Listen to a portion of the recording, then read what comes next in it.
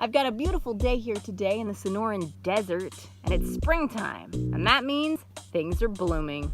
It also means a good time to harvest cholla buds. And I've just come across this lovely cholla. We can harvest the buds here.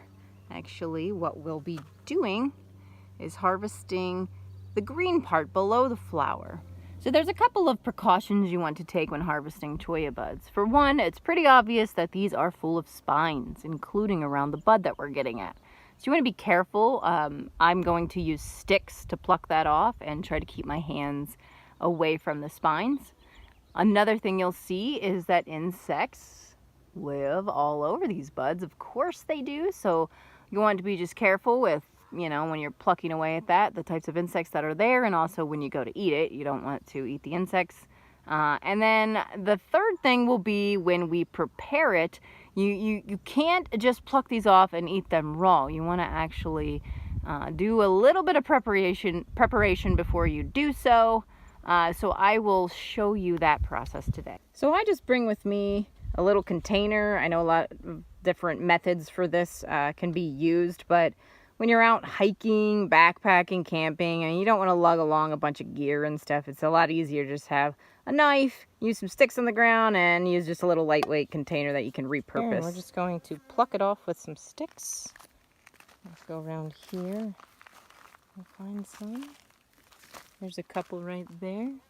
So we'll just pull a small one off with the sticks by grabbing it like this at the base, and then once we get a good hold on it, then we just pluck it off. And as usual, if you happen to get a bug, kindly put him back on the plant. And then I actually just put some rocks in there to help agitate it as I mix it around. I'm going to put the lid on and give it a good shake. And as you can see, it's knocked off most of the spines at this point. I have a few more hanging on, but you can see that there's some spines in there. And it is working to knock off the spines. If I had a bunch of cholla buds in there together, they would work together and I might, not need as many rocks. But today, I'm just doing this one for demonstration, and I don't want to pluck them all off of the plant. So we're just working with one, so I put a few more rocks in there to help knock them off and make things a little easier. All right, let's see now. Dump this out.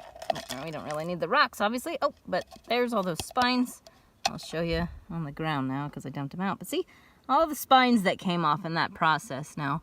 I could have shaken it a little more and get the rest of them off, but that really helps in handling the cholla now. And now you could just put it back in to knock them off, or you can take a knife and get some of the rest of them off, but it's just a lot easier to handle now without all the many spines on it. So that's a good start, and obviously we will want to wash it now too before we prepare it to eat. And there you have it. There's the little bud with all the spines off. All right, now just start a fire and toss it in and boil it for about 15 minutes, and then it'll be ready to eat. However, you can put it on a salad or eat it with as a side.